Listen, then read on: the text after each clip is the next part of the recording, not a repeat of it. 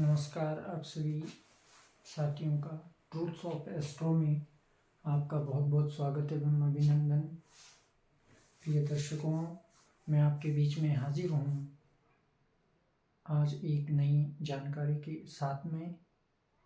सर्वप्रथम आपको नूतन वर्ष 2026 की हार्दिक शुभकामनाएं।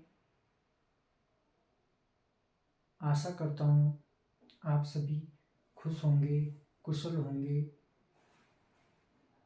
इसी शुभकामनाओं के साथ में चलिए आइए दर्शकों, आप और हम मिलकर के ज्योतिष सीखेंगे। आओ मिलकर के ज्योतिष सीखें और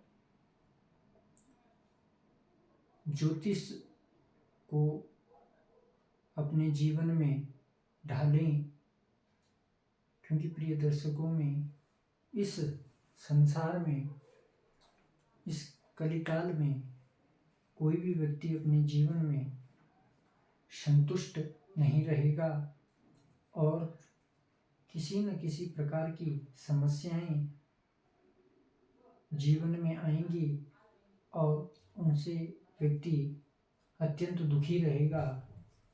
और यह जो ज्योतिष शास्त्र है, ये इन्हीं दुखों के कारणों को जानने की विद्या है, जिससे हमारे जीवन में घटित घटनाओं को देखा जा सकता है। ज्योतिष वह विद्या है जो व्यक्ति के पूरे चरित्रार्थ को जानने की क्षमता रखता है। जीवन में किस प्रकार के शुभ फल और अशुभ फल प्राप्त होंगे, यह कुंडली के माध्यम से आप जान पाएंगे। इसीलिए जिस प्रकार से हमें एक ज्योतिषी की भूमिका को निभाना है, उसी प्रकार से आप भी ज्योतिषी बने, जिससे कि आप किसी ज्योतिषी के द्वारा ठगे नहीं जाएंगे, किसी प्रकार का भय आपको नहीं रहेगा। और इसी उद्देश्य के साथ में हम आपको ज्योतिष सिखाएंगे और स्वयं भी ज्योतिष का अभ्यास करेंगे। तो चलिए दर्शकों, ज्योतिष के सफर में आपका बहुत बहुत स्वागत एवं अभिनंदन। इस नूतन वर्ष में एक नई ऊर्जा के साथ में और एक नए संकल्प के साथ में आप और हम अपने जीवन में आगे बढ़ेंगे और इस ज्योतिष विद्या को ग्रहण करेंगे, ज्योतिष को समझने का प्रयास करेंगे। तो मेरा आप सभी से निवेदन कि ध्यान पूर्वक से इस पाठ का आप अध्ययन करेंगे, इस पाठ को आप सुनेंगे। मुझे विश्वास है कि आप एक अच्छा ज्योतिषी भविष्य में बनने जा रहे हैं। यदि आप मेरे संभाषण को ध्यानपूर्वक से सुनेंगे तो मेरा विश्वास है कि आप एक अच्छे ज्योतिषी के रूप में इस संसार के सामने प्रस्तुत होंगे, ऐसी मैं कामना करता हूँ। तो चलिए, ट्रूथ्स ऑफ एस्ट्रो में आपका बहुत बहुत स्वागत एवं अभिनंदन। गुरुदेव भगवान का स्मरण करते हुए, गुरुर्ब्रह्मा गुरुर्विष्णु गुरुर्देवो महेश्वर गुरुर् साक्षात् परं ब्रह्म तस्मै श्री गुरुवे नमः। सतगुरुदेव जी को प्रणाम करते हुए, इष्ट देवता कुल देवता हरि नारायण को प्रणाम करते हुए, आज हम प्रथम पाठ आपके बीच में ला रहे हैं। ध्यानपूर्वक से आप यहाँ पर पे देखेंगे, एकाग्रचित्त मन से इस ज्योतिष विद्या को ग्रहण करेंगे। तो प्रिय दर्शकों, कुछ विशेष जानकारी मैं देना चाहता हूँ। हम बृहद पराशर होरा शास्त्र को पढ़ेंगे और इसको समझने का प्रयास करेंगे। इस संसार के काल चक्र में एक बार मैत्रेय जी ने पराशर जी से प्रश्न पूछा। उनके मन में कुछ प्रश्न आ रहे थे और आपके मन में भी कुछ न कुछ प्रश्न चलेंगे। जब आप इस ज्योतिष अध्ययन को आगे बढ़ाएंगे तो आपके मन में भी इसी प्रकार के प्रश्न मन में गूंजेंगे। जिस प्रकार से मैत्रेय जी के मन में प्रश्न उत्पन्न हुआ तो मैत्रेय जी ने पराशर जी से कहा, अथ एकम मुनि श्रेष्ठम त्रिकालज्ञम पराशरम प्रपृच्छ्य मैत्रेय प्रणिपत्यम कृतांजलियम। तो मैत्रेय जी ने पराशर जी से निवेदन किया, पराशर मुनि जी से निवेदन करके उन्होंने पराशर जी को नमस्कार किया और पराशर जी वर्तमान, भूत और भविष्य तीनों को जानने का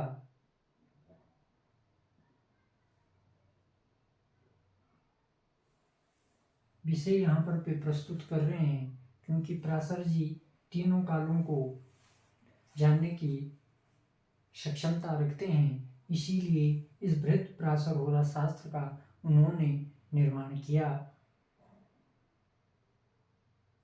तो मैत्रेय वाचः, मैत्रेय जी क्या प्रश्न पराशर जी से कह रहे हैं। मैत्रेय जी संबोधन करते हुए कह रहे हैं, भगवन् परमं पुण्यम गुह्यम वेदांग उत्तमम त्रिस्कंदम ज्योतिषम होरा गणितम संहितेति च। संबोधन करते हुए मैत्रेय जी ने पराशर जी से पूछा कि भगवान, हमने सुना है कि जो यह ज्योतिष है वह एक वेदांग है जो इस संसार की सूक्ष्मता को जानने की क्षमता रखता है। वह ऐसा गुप्त ज्ञान है और हमने सुना है ज्योतिष के 3 स्कंद हैं, क्योंकि यहाँ पर स्पष्ट लिखा हुआ है त्रिस्कंदम ज्योतिषम होरा। वह ज्योतिष के 3 अंग कौन कौन से हैं तो ध्यान पूर्वक से आप देखिए, मैंने अंडरलाइन यहाँ पर भी किया है, होरा शास्त्र, गणित शास्त्र और संहितेति, संहिता। ये 3 ज्योतिष के अंग है और तीनों का उपयोग ही ज्योतिष में अपनी अपनी जगह पर पे होता है। तो आइए मैं थोड़ा सा समझा देता हूं। होरा जो शास्त्र है, इस ही होरा शास्त्र के माध्यम से हम फलित को कर पाते हैं। जो हम भविष्यवाणियां करते हैं वह होरा शास्त्र के माध्यम से ही हम कर पाते हैं। दूसरा गणित। प्रिय दर्शकों, बिना गणित के, बिना कैलकुलेशन के हम लोग फलित नहीं कर सकते, क्योंकि सर्वप्रथम जब भी किसी जातक का जन्म होता है तो पंचांग के माध्यम से एक ज्योतिषी जन्म पत्रिका का निर्माण करते हैं और जन्म पत्रिका के निर्माण के लिए हमें पंचांग की आवश्यकता होती है और पंचांग के माध्यम से ही जन्म पत्रिका का निर्माण होता है। और जन्म पत्री को बनाने के लिए हमें गणित की आवश्यकता पड़ती है, क्योंकि बिना कैलकुलेशन के जन्म पत्रिका का निर्माण नहीं हो पाता है। आगे तीसरा जो है वो संहितेति च, वह है संहिता। इस संसार में जितनी भी भूगर्भीय घटनाएं होती हैं, भौगोलिक घटनाएं होती हैं, उन सभी को जानने के लिए हमें संहिता शास्त्र का अध्ययन करना पड़ता है। इसीलिए ज्योतिष के यह तीनों स्कंध महत्वपूर्ण है। आगे इस श्लोक में क्या कह रहे हैं? एतस्वपि त्रिषु श्रेष्ठा होरेति श्रूयते मुनिः। यह तीनों स्कंद श्रेष्ठ हैं, इनमें से भी हे प्रभु मैं होरा के विषय में आपसे जानना चाहता हूं। और यह जो होरा शास्त्र है, इसी के माध्यम से ही हम फलित ज्योतिष को आगे सीखेंगे। तवत्साम श्रोतुम इच्छामि कृपयम वद मे प्रभु। हे प्रभु मैं होरा के विषय में आपसे जानना चाहता हूं। तो आपने इस श्लोक के माध्यम से इस प्रकार से सुना कि ज्योतिष को 3 भागों में विभाजित किया गया और तीनों की आवश्यकता ज्योतिष में पड़ती है।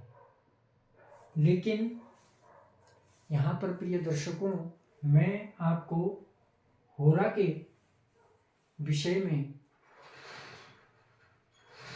ज्ञान दूंगा। हम फलित सिद्धांत को आपको बताएंगे और आवश्यकता पड़ने पर, जहाँ पर पे गणित की आवश्यकता पड़ेगी, वहाँ पर गणित का प्रयोग भी करेंगे। और आजकल आधुनिक युग में आप मोबाइल के द्वारा ऐप के माध्यम से भी गणनाएं कर सकते हैं। उसमें जो गणनाएं होती हैं वह बिल्कुल एक्यूरेट गणनाएं होती हैं। और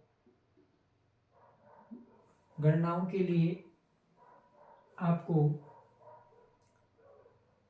कुंडली निर्माण के लिए आसान तरीका, आप किसी भी कुंडली सॉफ्टवेयर से कैलकुलेशन कर सकते हैं। मेरा मुख्य उद्देश्य है फलित ज्योतिष कि किस प्रकार से कुंडली को देख करके हम प्रेडिक्शन कर सकते हैं। तो इसी मुख्य उद्देश्य से मैं आपके बीच में उपस्थित हुआ हूँ। आशा करता हूँ आपको मेरे द्वारा दी गई जानकारी पसंद आई। यदि आपको मेरे द्वारा दी गई जानकारी पसंद आए तो आप लाइक और कमेंट अवश्य करें। ट्रूथ्स ऑफ एस्ट्रो में आपका बहुत बहुत स्वागत एवं अभिनंदन। नमो नारायण।